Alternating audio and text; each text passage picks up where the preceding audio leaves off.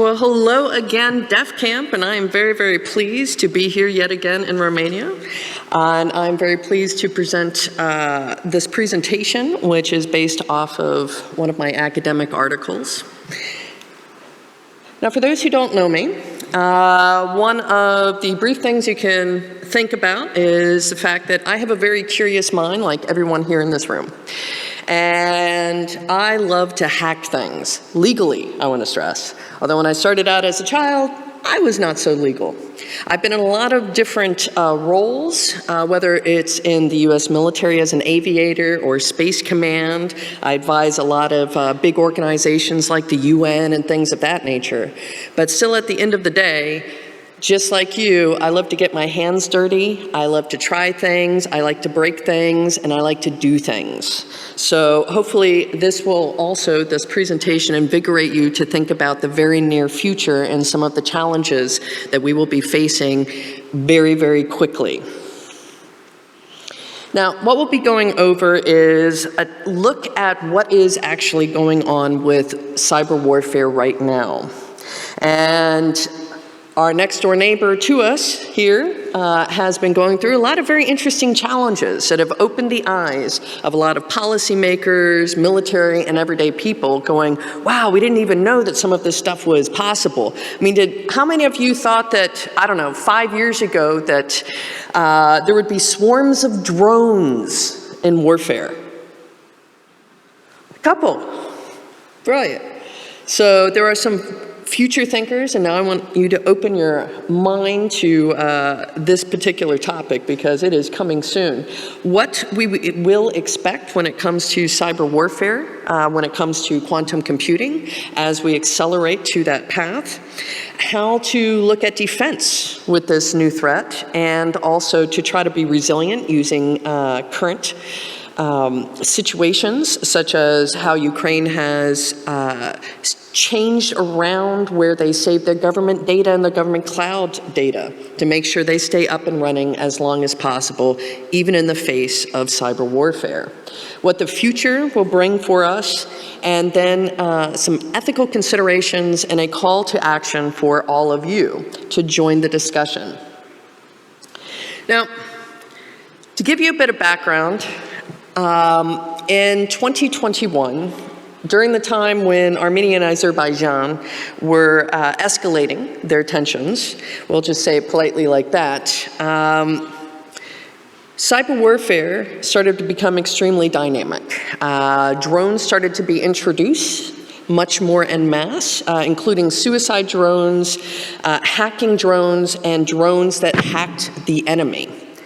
And with that, on each side, Armenia and Azerbaijan created their own cyber armies at the time, which were actively fighting against each other and pulling in people who were ethnically Armenian or ethnically Azerbaijani who lived around the globe to participate. And when I took a look at this, I thought, wow, this is pretty dynamic. This is pretty cool. Except for the fact that, people were dying. But as a person who studies cyber warfare, I thought, wow, this has got to be the future. Then, unfortunately, in February 2022, I myself was in Kiev when everything escalated and had to leave as quickly as possible, as with hundreds of thousands of people leaving Ukraine. I just happened to come here to Romania. And I got to see with my own eyes and experience with myself and my friends and the people who were fleeing Russian aggression at the time with me, trying to get here to Romania, what real-life cyber warfare feels like. And you can imagine you're trying to get to safe locations, but hey, you know what? Google Maps doesn't work because the GPS has been manipulated. So if you don't know where you're going, how many of us have a paper map in our car to make sure we know how to get to another country? So it was very, very difficult. Squeezing the internet so that you could barely use anything. Doing all sorts of manipulation electronically. And on top of that, when we got close to the border, on the 25th of February, we came to a complete halt. I don't know how many of you remember all of the pictures of Ukrainians trying to leave Ukraine, but it seemed like it was very slow to be able to leave and exit the country. The reason being is, in the middle of the night, on the 25th, when all traffic stopped at the Syriet border towards Romania, it turns out that Russia had hit Ukrainian state border guard with a wiper virus. And I don't believe history repeats, but I think it rhymes. The reason being is one of my biggest cases in 2012 that I'm rather well known for, when Iran attacked Saudi Aramco in a cyber warfare attack, they actually used a wiper virus. So I thought, wow, you know, here we are again, so many years later, and the same type of attacks are being used. Now, what had happened with Ukraine and at the border was because they hit a variety of databases and systems, they took out certain databases. One of those databases was what was called Red Book, so the exemptions for people who did not have to serve in the military or be conscripted. And another primary one was Children in Care in the Orphan Database. Because of that, a lot of children lost their identity, and we see what the effects are from that. It was not my intention when I went to Ukraine to, unfortunately, there we go. Could you switch around?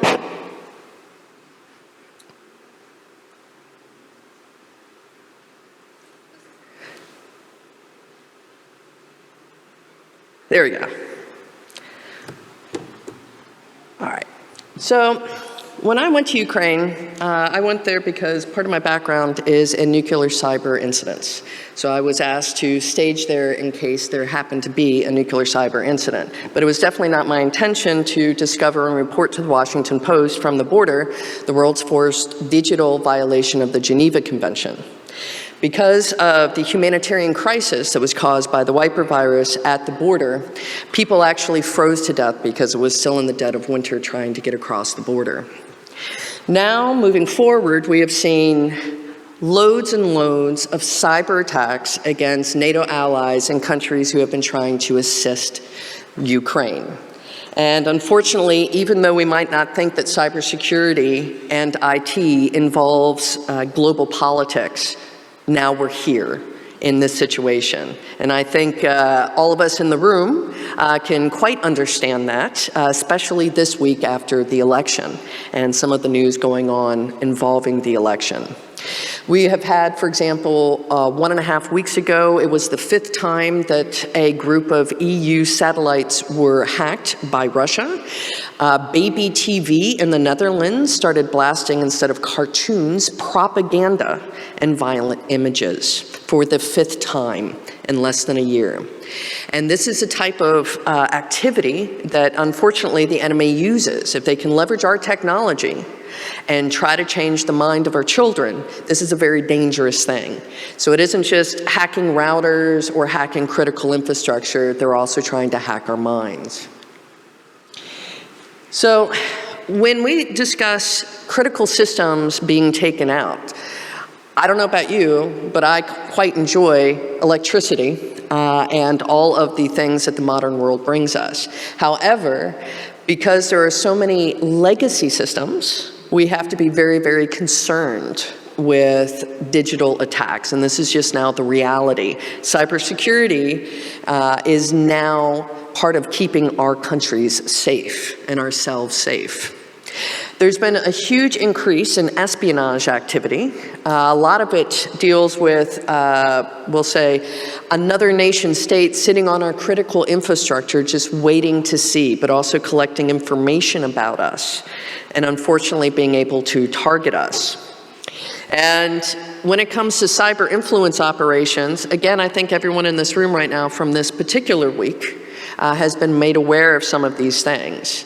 So one of my peers from DARPA coined it as psychological malware. Now, I want to stress that when you are dealing with a cyber influence operation, anyone can be manipulated, no matter how smart you think you are. And I also want to add that TikTok is illegal in China and always has been.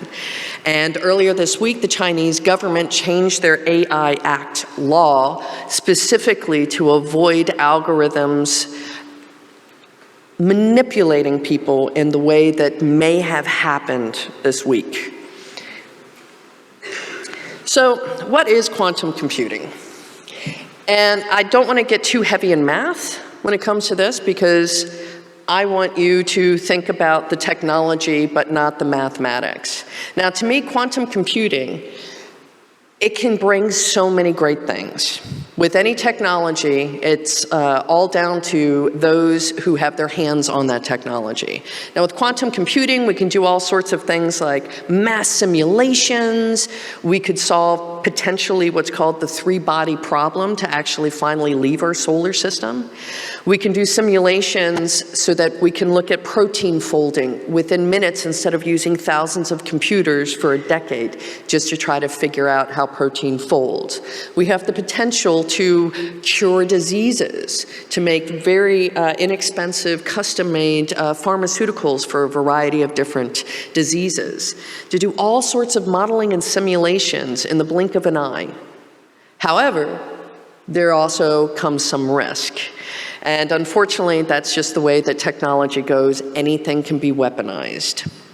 And I'll briefly explain what superposition and entanglement is, but one of the biggest threats when it comes to quantum computing is how we currently encrypt our information and the methods that we use. I'll also take you through an attack framework. And what I had done with my paper was I took the existing MITRE attack framework but flipped it around, and instead of just classical computers like the ones in your pocket, to quantum computers and hybrid systems and networks, so both classical and quantum computers.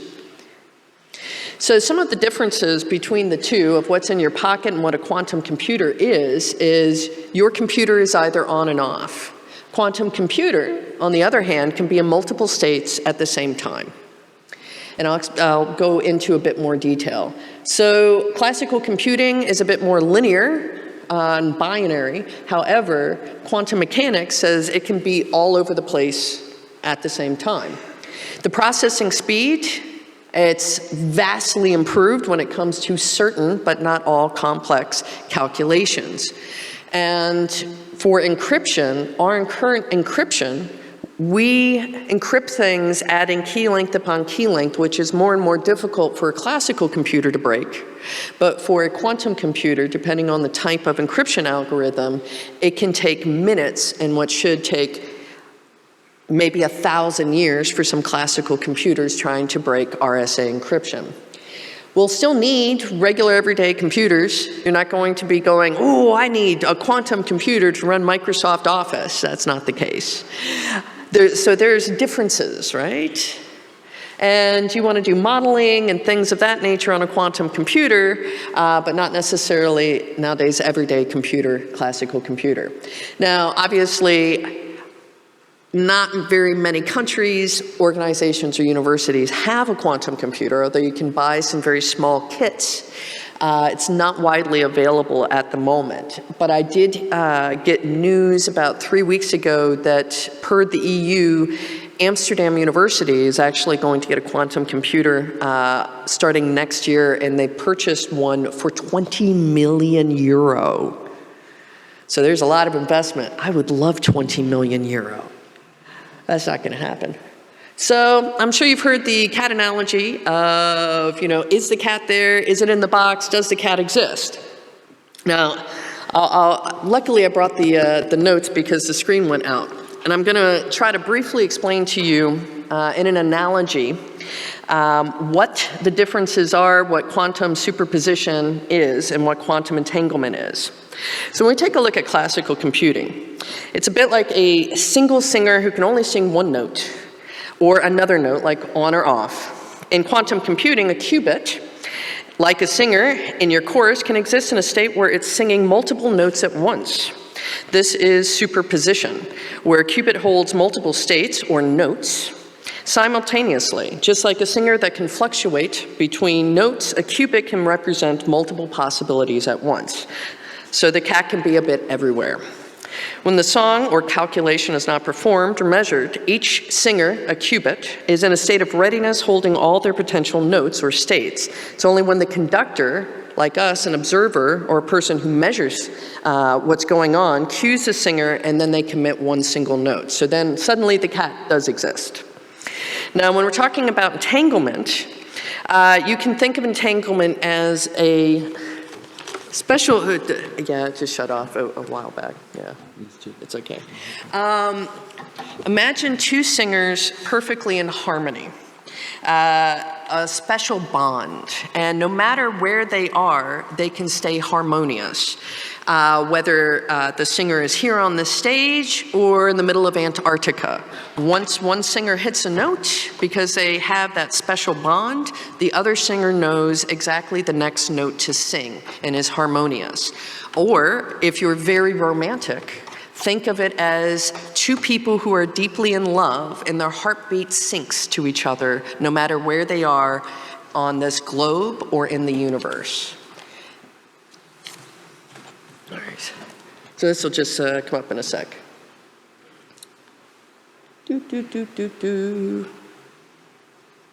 All right. So,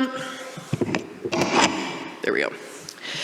There are two algorithms involving quantum computing that are a threat to our current encryption. One of them is Shor's algorithm, and another one is Grover's algorithm.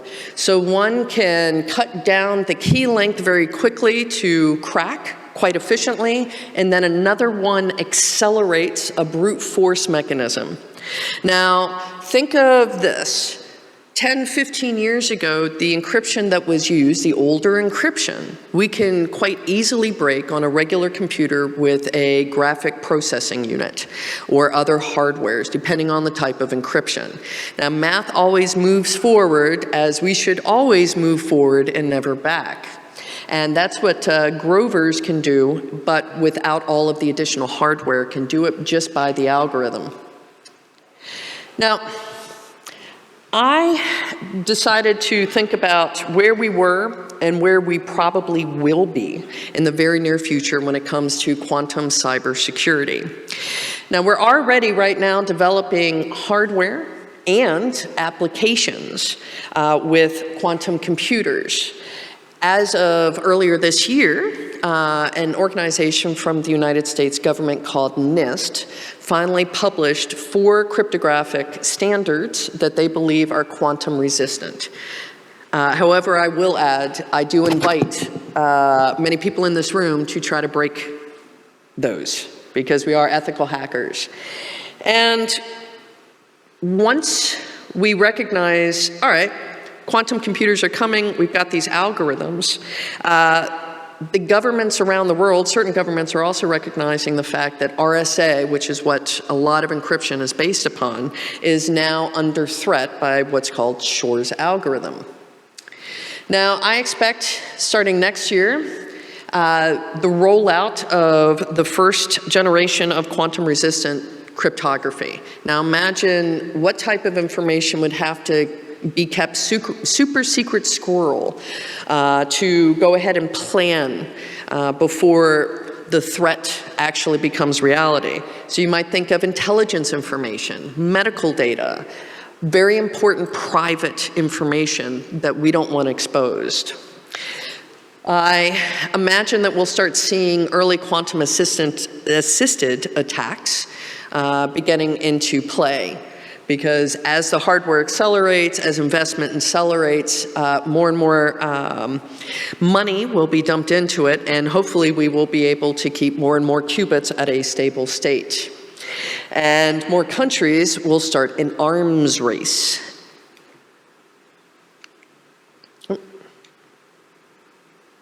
Yes.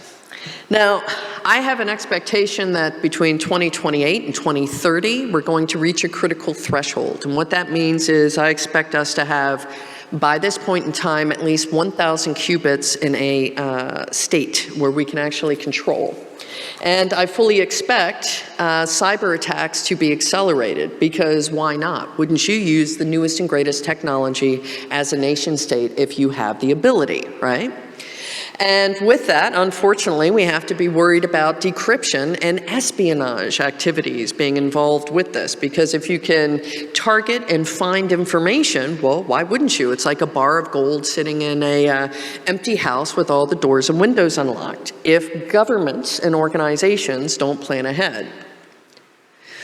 Now, I also imagine from 2031 to 2034 that we'll be able to hold even more qubits, and I expect the quantum arms race to accelerate quite dramatically, because all of a sudden some governments will see that, say, the US or China have already been cracking part of RSA and getting information, so other countries will go ahead and enter the fray. With that, I expect full AI and quantum computing convergence, and this is something that a variety of different physicists also expect when they're looking at this particular problem.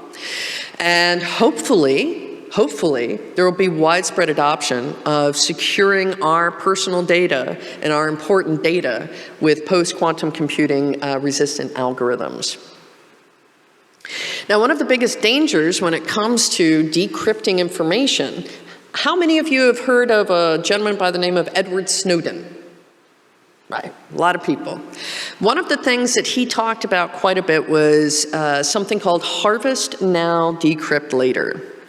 And one of the big dangers of this is, again, since math moves forward, the data that's been collected over the years by various intelligence agencies, cyber criminal organizations, marketing companies, etc., is then once a more powerful computer and computing power increases, they can go ahead and decrypt that information, because again, math moves forward. So with that, we should always be re-encrypting our very sensitive data with the newest and greatest encryption algorithms. However, that does not always happen. And because that does not always happen, a lot of the very sensitive communications, such as military intelligence or health records, etc., have been exposed over the years. Now, when folks doubt that this is going on, I was told this was a laser pointer. There we go. So, this is actually the place that I used to work.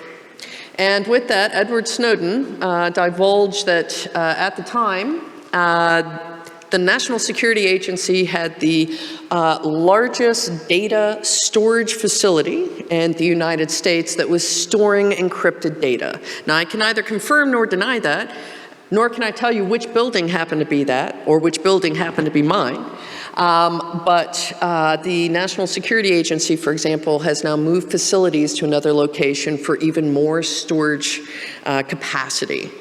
And the National Security Agency is not the only one that does this, by the way. So the amount of data that they're sitting on already that they can decrypt. Here now the threat is that instead of waiting for years or using a lot of computing power to do this kind of stuff, once we get to a certain stage of quantum computing, they can just do this in minutes. And that would be a bad thing for all of us. Another very real threat that occurs on a daily basis to be able to enable harvest now, decrypt later is called BGP routing incidents. Now, BGP is the Border Gateway Protocol, and it's one of the earliest internet protocols, and it enables the internet to function. So all of these autonomous systems sit at the top of the internet, sending information so that we can access a website anywhere in the world. Now, the problem is, because it's an old protocol, older than many of us in this room, when they invented the protocol, they thought everybody was friends. Lots of academics. And so it was built on implicit trust, and there were no security considerations put in the RFC, in the engineering specifications. Unfortunately, this is just the way of the world. And it was lovely that they thought that we would all be friends, but that's not reality. So I live in the Netherlands, and I got to experience this myself in 2008, a politician by the name of Geert Wilders, who, by the way, happened to get voted in last year while I was here, he made a series of videos because, unfortunately, he's been deemed very anti-Muslim and anti-Slavic. He's set up hotlines to report to your Eastern European neighbors for not sorting garbage or Muslims for not doing something. But he got in power anyway last year. But in 2008, he made a video which he posted on YouTube, which in the background he pretended to rip up the Quran. Didn't actually show it on film. Now, that upset a lot of folks in a lot of Muslim countries. Pakistan, in particular, asked YouTube to remove the video. And YouTube said, no, we consider that censorship, which it is. So Pakistan took it upon themselves to try to block YouTube. And by doing so, they made a mistake and rerouted the entire internet's traffic through Pakistan for about 38 minutes. And in 2008, if you had a Gmail account, it didn't encrypt when you logged in, so it collected all the unencrypted and the encrypted, right? That's why it's very important to use encrypted websites and logins. But Pakistan did not do it to harvest now, decrypt later, but because that was such a stunning reroute, now countries and criminal organizations do this on a fairly regular basis for the purpose of harvest now, decrypt later. One of the biggest offenders is China. Also, cyber criminal gangs collecting it all. And there are actually several websites which will show you which countries or telecoms are trying to reroute, hijack, and take our data in a harvest now, decrypt later scenario, because that's what a lot of them are doing when it comes to national level governments. And it's going on and on and on, and it's going on right now as well. So, one of the things I wanted to do to plan for this, and how many of you know who Baba Vanga is? Right? All right, so I hopefully do not come off as Baba Vanga with this talk, but I wanted to plan ahead to take a look at what we could actually do for this very near future threat. So I broke it down following the same MITRE attack framework for classical computers, but for quantum computers and the hybrid between the two. So you've got your initial access with decryption and interception. Then you may deploy a particular algorithm against your target or use a hybrid method between the classical and quantum computing networks or systems.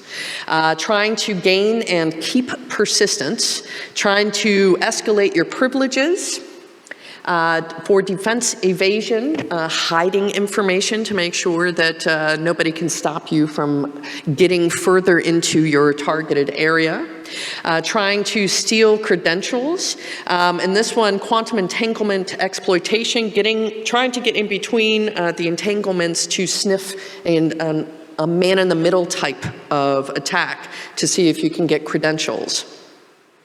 Discovering at quantum speed, whether it's data that you want to steal and harvest or to map a variety of different systems or networks, trying to move between different quantum systems and quantum networks for quantum teleportation and cross-system movement, collecting the information either directly just from a quantum system and network or a hybrid system, exfiltrating and taking that data, corrupting the data or denying the ability of that quantum system or network being able to function correctly, and then setting up command and control infrastructure inside the quantum systems and networks or the hybrid infrastructure. Now, what can we particularly do about this situation? Now, I like to look at what's going on now and try to, at best, to base things in reality. Again, not Baba Vanga territory. And some of the things we can do is try to move around data, how to defend data, encrypt data at a better level, and make sure that if some of our data is in a location that makes it too sensitive to cyber attack, we actually move it. Now, one of the things I liked, I think it was 2022, so much happened during that year. I was asked for so much advice. Ukraine moved their government cloud infrastructure and data to a NATO country, Poland. because they figured if they shifted their data over there and then they were targeted and attacked massively, that would mean that Russia was then hitting directly the data centers of Poland, which would be an escalation of the current Russo-Ukrainian war. So we have to think of different strategies to defend and ensure that we maintain resilience when it comes to our systems and our data. Another thing that I do want to bring up, because more and more we're being told that we are at war. How many of you think that we're in a war state here in the European Union right now? How many of you think that we're at a cyber war state in the European Union? All right? So, the reality of war is there will probably always be a need for physical troops. No matter what gender, but mainly physical troops tend to be male. And one of the things that multiple Ukrainian companies have done to maintain resiliency is prior to the escalation, the companies that have been able to keep up and running, they had a lot of gender diversity already. So when conscription came, they could still keep their businesses up and running. They could still rebuild networks. They could still do these things. So it's something else to consider because, well, diversity does help with resilience. And we're seeing it in Ukraine, where there are lots of women rebuilding the networks and keeping the critical infrastructure up and running as much as possible, whilst unfortunately many men are on the field. Another thing that we have to look at is international collaboration. Nobody can do anything just on their own. Countries need assistance. People need assistance. I've always needed assistance in other experts and peers when it comes to major cases. I don't know everything, and nor does any particular country. So we have to look at our strengths and weaknesses and come together when there's a major threat, and include collaborators internationally where applicable. And I do encourage, I did write a paper which is posted online, Unsung Heroines of Ukraine, if you want to learn a bit more about that. And also I discuss the great level of international collaboration that has occurred with Ukraine and defending its critical infrastructure. And we have to think of that and consider that because we can't do it alone. So where I see the future of cyber warfare and quantum computing, we're going to have an arms race. And although this isn't widely discussed much except outside or inside of military circles, one of the reasons why the USSR, Soviet Russia, actually fell was because they went bankrupt. And one of the reasons they went bankrupt was there was a supercomputing race. And the race was on between the major powers. Who could build the first functional supercomputer, which meant that they could decrypt data from the past. Now, the United States had this wonderful campaign that they broadcasted that they were way more advanced than Soviet Russia. So Soviet Russia thought, hey, we've got to put a whole bunch of money into this because if the US can decrypt our stuff, we're gone. So a comparison is by the time the Soviet Russia, USSR, fell, one of the reasons was they were putting almost 50% of their GDP into technology, trying to build supercomputers and for defense, versus the small, teeny tiny amount from the US. And so the US pushed and pushed for Soviet Russia to spend more and more money in the supercomputing race, and it actually led to bankruptcy. So again, I don't think that history repeats, but it rhymes, and it's quite funny that here we are again at the cusp of a brand new technology that is about to do the same thing that could actually bankrupt countries trying to compete with us 40 or so plus years later from the fall of the Soviet Union. We're also seeing more and more attack vectors being utilized by artificial intelligence, and I can definitely tell you, that's a reality. One of the books I'm coming out with, hopefully if I can finish editing it, it's How to Hack a Modern Dictatorship with Artificial Intelligence. And I had a hypothesis. Can I get one of my AI systems, because my background is in, before GPT, artificial intelligence, machine learning, and natural language processing, could I get an ethical and an off-the-rails, quasi-unethical system to basically write me a how to digitally sabotage a modern dictatorship? And the answer is yes.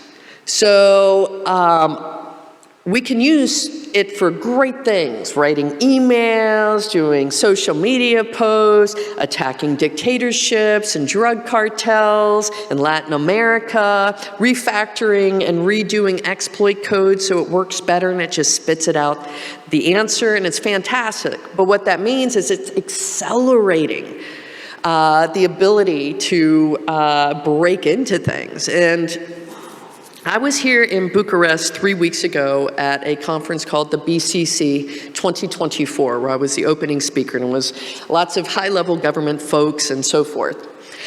And I was speaking with Moldova, the director of their cybersecurity, who was going through a lot of challenges because of the vote in Moldova. And I was supposed to be on an additional panel called Is AI Friend or Foe? And he gave me a remark that said, AI is a friend for our enemies. And that stuck with me because that's how it had been utilized quite a bit in Moldova just a month ago. So these systems are accelerating things massively, and that's also one of the threats. So think about if and when quantum computing and AI come to convergence. So it will definitely be interesting times.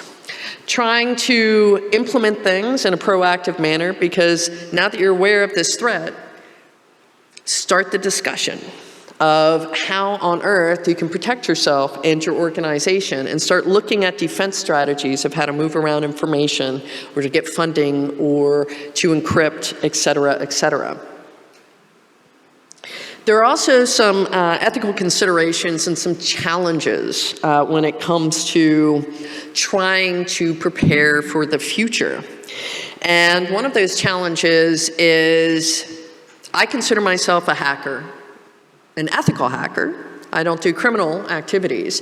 I'm a technologist, but in order to do research in this area, and in order to develop code to do simulation attacks on my small quantum systems, I have to operate in a country where this type of activity is legal. Now, I live in the Netherlands, and we have very strong ethical hacking laws that protect us. And currently, the Netherlands and Belgium have the strongest ones to enable responsible disclosure and to do this type of research without getting arrested. Now, the good news is, also 3 weeks ago, I was in a roundtable discussion, a closed one, with a variety of different government representatives here in Bucharest to try to get the Romanian government to change around the laws to look a bit more like the Dutch ethical hacking laws and the Belgian ethical hacking laws to enable everyone in this room to be able to do responsible research in this area. And it is legal, not illegal. Because I don't know about you, but I don't like jail. So part of this is to enable technical research. We also have to have laws that protect technical researchers. So I encourage you to take that back home and consider that, because we're not doing something destructive, we're not trying to break things except in a lab, et cetera, et cetera. And the reason I bring this up is, although quantum computers sound extremely exotic to many, there's still going to be the fundamentals of cybersecurity. They're going to be on regular networks. They're going to interface with monitors or mice or mouses. Or, for example, someone might plug in something into a port. And that could be misused and malicious. I was speaking to a speaker last week in Vienna where he discovered, you know, those USB IoT hubs where you can plug in a whole bunch of stuff for USB. Well, it turns out he had discovered that one of these 6-port plugs actually was an IoT device that had been loaded with surveillance malware to collect and scrape the information off of your computer system the moment you plugged it in. So quantum computers will still be using many of these interfaces, the networks, et cetera, et cetera. So we also have to think that the fundamentals won't change, and it's even more important that we get the discussion going and make it legal for technological researchers to be able to operate in this space, to be able to plan ahead, to break things responsibly, et cetera. So the reason why I say secrets from the future is about 10 or 15 years ago, I was at DefCon in the United States, and they had this soundtrack. And that year's soundtrack had hacker genre music and kind of hacker rap. They call it dubcore. Yes, hackers have our own genre of music. Isn't that wonderful? And one of the artists, his name was Mick Frontalot, and he had this song called Secrets from the Future. And the verse that inspired me to think about this and think about these problems was, you can't hide secrets from the future with math. You think you can try, but in the future they'll laugh at your half-assed schemes and algorithms and math to avoid cryptographic attack. So math always moves forward, and also listen to the song. It's fantastic. He's got a bunch of stuff. We need to work together because it is coming. We're moving forward, we're moving ahead.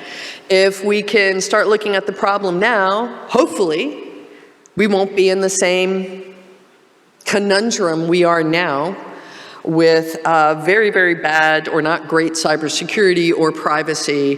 The last time I did an internet-wide scan of Romania, which was a month ago, only 55% of the systems that face the internet used any type of encryption. So I think we all need to plan ahead, and that's actually not that unusual. That's actually pretty high in comparison to some countries. So imagine that. So I do not believe that we can hide our secrets from the future with math, and the future is coming. So with that closer, I do not have the book out. I'm still trying to edit it. I did a workshop the day before yesterday on the topic. So if anybody wants to actually look at the workshop book, one of the tabletop exercises was using quantum computing to decrypt sensitive information to be able to enable a cyber attack against a nuclear facility. And that's what I based a lot of the workshop on, to try to make it realistic, since part of my background is nuclear cybersecurity and handling cyber incidents in nuclear facilities. I do want to give a big shout out to the conference and my reviewers, which I happen to go through the Office of Quantum Computing at the White House in the United States. You may have seen him if you've been here previous, Jeff Mann. He was one of the founders of the first red team at the National Security Agency, a cryptographer, as well as Dr. Misha Doler and Taylor Hartley, the quantum experts from Ericsson, Heather McMahon, who is an counterintelligence expert who helped me with the national defense portion. De Montfort and Oxford University were the ones who asked me to start writing the paper. And the Secretary of Defense, the current one, as well as some of the tools. And if you would like to read the paper, one of the things I would like to be more of an academic at times, but I don't like paywalls. I don't like the fact that there are a lot of journals that, well, you can't access unless you have lots of money. So I made a decision and published my entire paper openly instead of waiting for any journal, since I'd already had it peer-reviewed. So although I am a hacker, this is not a malicious QR code. I swear. Trust me, just like BGP. And go ahead and click the link. But thank you very much, DefCamp. It has been very enjoyable. I do have a favor to ask for everybody. Because I have had so much success getting so many things done and especially during critical times. I'll give you a great example. When I was coming over the border, and we were coming over the border from 2022, one of the first groups that I contacted was DefCamp Romania, who helped arrange a lot of housing and things of that nature. And if it wasn't for networking at this conference, I would have never had that opportunity. And I would have never had that assistance myself, my family, my friends coming over. So I want everybody in this room to talk to 5 complete strangers at this conference, please. So thank you very much, DefCamp, and I look forward to questions.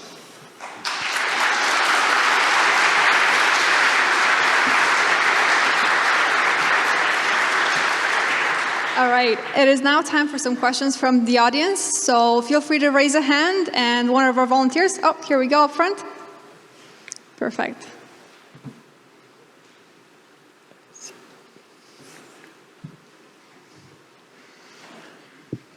Hi, and thank you for the great presentation, as always. In terms of cyber war, do you think it's black and white, it's us and them? And how can we protect ourselves as individuals from the manipulation that our own government does at us? And what's your tips on this? Because being fooled by the adversary, it's one thing. I mean, I don't trust them, but how do you trust your own government or companies for safety? And just for the quantum entanglement, one good association to remember it is also as a pair of socks. So you have two socks, but the moment you put the right one, the other one becomes the left one. So it's quantum entanglement. I'm going to remember that one. So do I think that cyber warfare is black and white? That it's us against them, that it's only them that do bad things, and it's us that are the good guys? Absolutely not. We do a lot of very naughty things, our governments do, which I don't necessarily agree with, but that's the reality. Now, the next question was, how can we protect ourselves and our organizations and trust our governments? Well, I think one thing that this week and various other elections this year around the world, because this has been a big election year, what we need to do is take a much more proactive role in our democracies. Because if we aren't looking at the policies, if we aren't holding our politicians and government accountable, then there's going to be protest elections and votes, and it's going to change things not for the better, but for the worse. Hopefully, in the next few weeks, we will see how this particular government and others react to some of this, because it isn't easy trusting your government, especially if your government is interesting. I come from US. So it's interesting times there, and it has been for a long time. We have this thing called lobbying. It's a term to be able to enable big organizations and companies to give loads of money to politicians, but it's legal, but it's still corruption.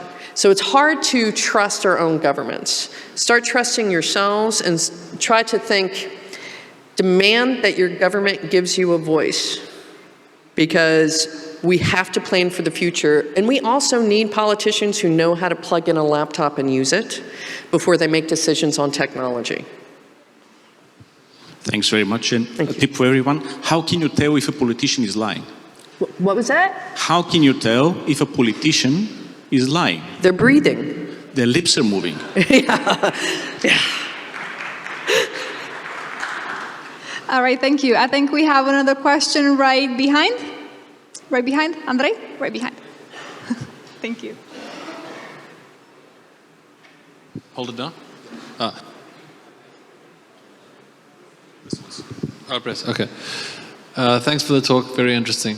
You mentioned post-quantum encryption algorithms. Do you have any thoughts on Apple's PQ3 algorithm that they've been talking about lately? The Apple P23? PQ3. Oh, yes, yes. Yeah. I hadn't put it in there. Okay.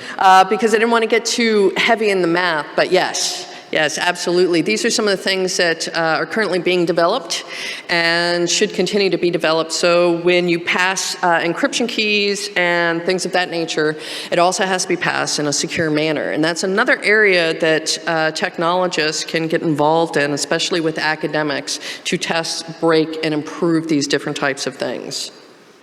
Thank you. All right, and another question, right behind.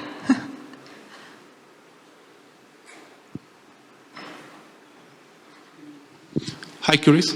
Hello. Nice to see you again, and thanks for the great presentation. I have a question more about the AI stuff. What type of, in your opinion, from what you've seen, what's the most interesting integration of AI or maybe Gen AI into attacks that you've seen? Because we know they can be used for social engineering, making easier scams, generate a lot of different messages and stuff like that. But there's been a lot of talk of attackers adopting AI, which hasn't really panned out, I think, so far, in terms of really sophisticated uses of AI, aside from just social engineering and that sort of stuff. So what have you seen that kind of captured your attention?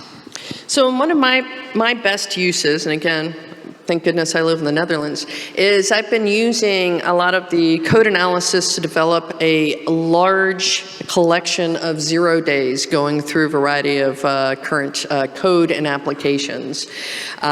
So it's sped up that research to develop 0 days utilizing the technology. So at least for me, that's one of the best use cases for adversaries that I have found for the current technology. Do you mean like AI-assisted fuzzing and that sort of thing? Exactly. So the utilization of code analysis, finding issues inside the code, fuzzing, etc. And from that, I think I've developed about 25 0 days just in the last 2 months utilizing that method. And that could have taken a lifetime before. So it's really speeding that up. So it's decreasing the cost of 0 day development, basically? Yeah, because we know it's decreasing the cost of the development of 0 days. Yes. Okay, so all the models of basically the barrier of entry for 0 days, certain 0 days in certain products cost millions of dollars, as we know. Only governments have access to them because of that funding, but now Exactly. with AI, you are saying maybe less sophisticated attackers, maybe cyber criminals get access to them. Exactly. And if I was a cyber criminal, I would be a multi-millionaire for the amount of 0 days I've been able to develop because of the technology right now. Okay, thank you. Thank you. Another question?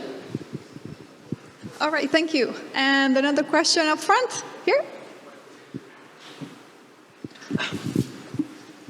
So do you think that the quantum computer race is similar or completely different than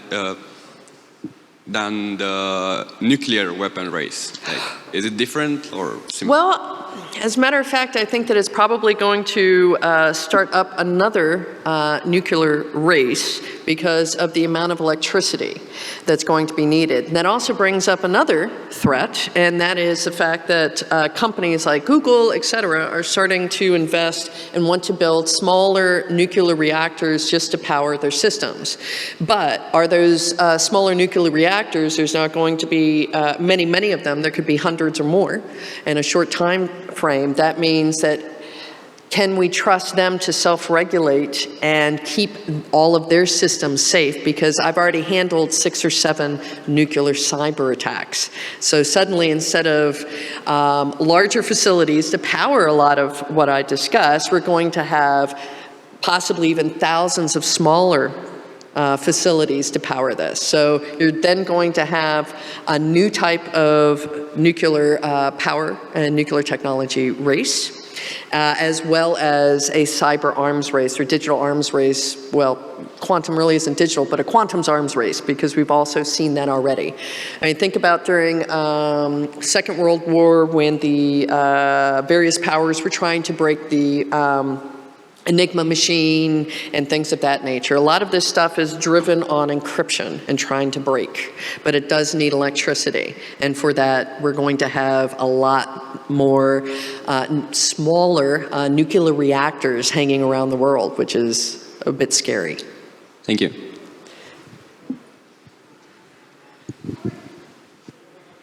All right, thank you so much. If there's any other questions? Oh, there's another one there. Oh, okay. This is the last question. Thank you. All right. Thank you for the great presentation. I have a question. So you were talking about cyber warfare, right? We all know that you cannot win a war alone. Do you think that US or other countries are going to collaborate to respond to those attacks in a more offensive manner in the future? Because right now, everybody is running away from it. Well, that depends on how serious NATO wants to look at Article 5. Now, when you say you can't win a war solely on cyber warfare, in 2018 I helped run the EU-NATO cyber warfare exercises in Brussels. And one of our scenarios, we called it Dead Canary. It was all day, and what we did was simulate attacking cyber-physical locations that actually killed people. One of those was attacking the London Underground, which, by the way, recently came under cyber attack and they still have not recovered. But in our scenario, we modified the signaling and made, during rush hour, the trains smash into each other. Now, when we grouped the different countries to be able to talk to each other, and we're talking about defense ministers and so forth, there was a wide difference between the country groups. When actual physical thousands of lives had been affected by cyber warfare attacks, some country groupings thought they shouldn't do much of anything. Some instituted Article 5, and one particular group actually suggested that they launch a nuclear weapon in the upper atmosphere of the attacking country to create an EMP so that it would take out all electronics. So that was 2018. And they went nuclear really fast on that particular group. So it's to be seen, but also because of some of the differences between the EU and NATO countries, they really need to come together a little bit more for consensus, because you can't have 4 countries on one end going, it's okay, we're not going to do anything, to 4 countries with nuclear weapons going, we're just going to launch a nuke at them. So we're going to see. We really need more legislators who understand technology. So that's why we need a voice to talk to them. But All right. thank you. Thank you so much. Give it up for Chris Kubecka.